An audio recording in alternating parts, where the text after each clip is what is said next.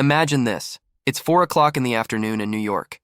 Suddenly, the stock market crashes, cryptocurrencies evaporate, and billions vanish in a matter of minutes. What happened? A single announcement from Donald Trump turns the global financial system upside down. 100% tariffs on all Chinese products. The most explosive move in modern economic history. The two largest powers on the planet are now on a collision course. But what triggered such an extreme reaction? The answer lies deep underground.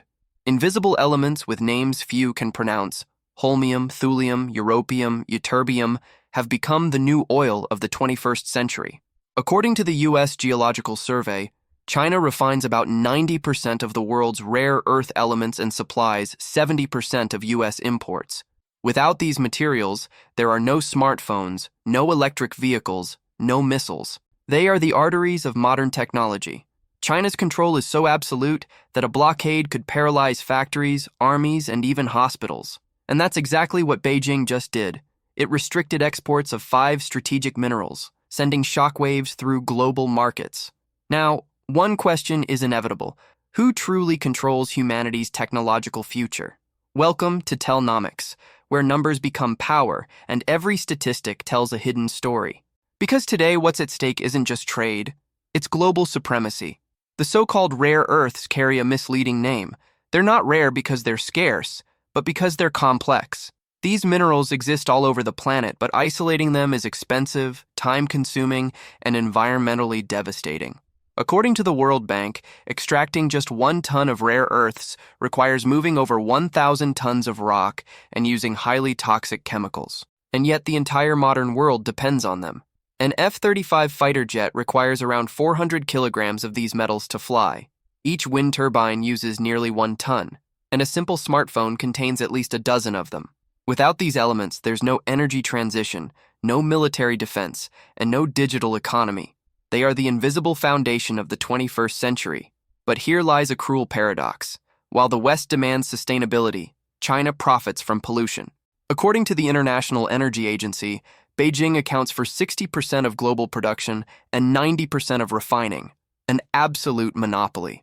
Which raises an uncomfortable question. Can green progress exist if it depends on an industrial dictatorship? If you want to understand who controls the material base of the new economy and how that redefines global power, subscribe now to Tellnomics, like this video, and turn on notifications. Because what's at stake goes far beyond technology. It's about control over the future itself. April 2025. Beijing announces a temporary suspension of rare earth exports. Panic spreads across the globe. Ford halts entire electric vehicle production lines. Defense companies report immediate shortages of critical components.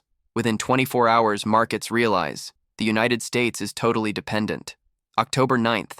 China confirms new export restrictions. Donald Trump reacts with the fury of a cornered empire. 100% tariffs on all Chinese imports, on top of the existing 30%. An open economic war. According to Bloomberg, the S&P 500 fell by 2.7%, while the Nasdaq plunged 3.6%. $18 billion evaporated from the crypto market in just 48 hours. Soybeans, copper, and wheat all crashed, signaling an imminent recession. It became the largest simultaneous asset collapse since 2008. For a brief moment, the world felt the weight of a new kind of weapon, minerals. Beijing tried to downplay it, calling it a diplomatic misunderstanding. But was it really? Or was it a calculated show of force? A silent warning that the 21st century belongs to those who control invisible resources. Because in this game, victory doesn't go to those who produce the most, but to those who can shut the world down with a single decree. Long before the crisis erupted, Donald Trump had already spotted the trap. In 2024, the U.S. Department of Defense invested $400 million to purchase 15% of MP Materials, the only rare earth mining company still operating on American soil, according to the U.S. Geological Survey. It was an unprecedented move, the U.S. government buying a direct stake in a private corporation, almost unthinkable for a nation that preaches free markets.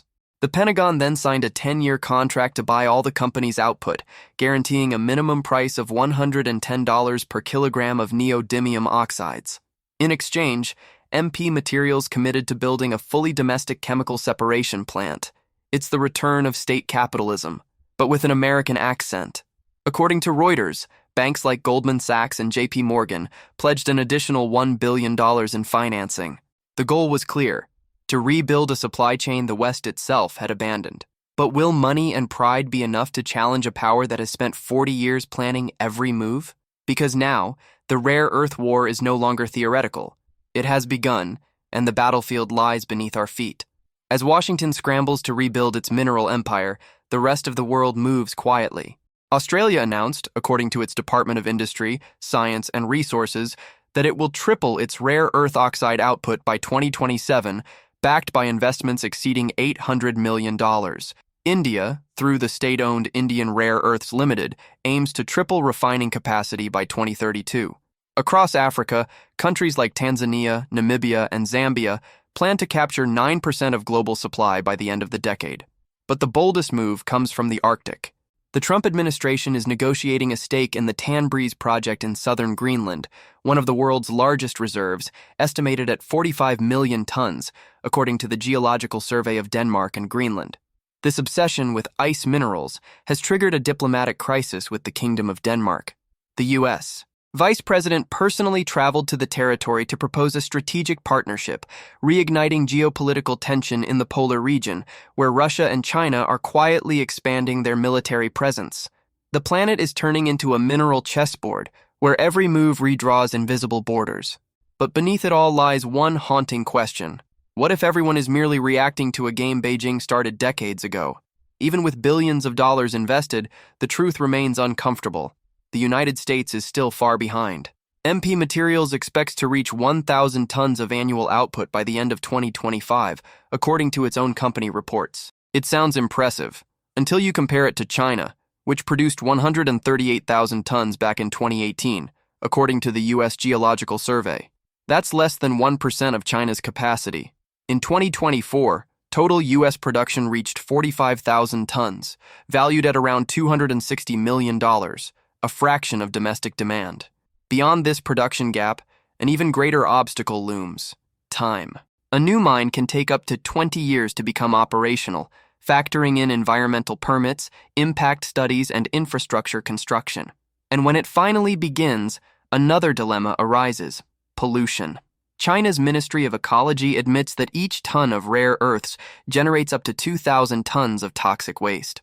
While the West demands ecological responsibility, Beijing sacrifices entire regions. So, is the price of energy independence environmental destruction? Or does the planet's green future depend, ironically, on someone else's pollution? The rare earth war isn't just an economic clash. It's the prelude to a new world order. Whoever controls the metals controls the 21st century. According to the World Bank's 2025 commodity outlook, global demand for neodymium, praseodymium, and dysprosium will rise more than 150% by 2035, fueled by the boom in electric vehicles and the energy transition. China, with decades of industrial dominance, has already set the board. Meanwhile, the West is still debating environmental licenses and public subsidies. In the end, this war is about dependence, and what a nation is willing to sacrifice to escape it. The future won't be decided on battlefields, but in mines, laboratories, and refineries. Every smartphone, every turbine, every missile is a reminder of who truly dictates the rules of the global economy. And right now, that voice speaks Mandarin. If you've made it this far, subscribe to Tellnomics, where we turn data into vision and numbers into power.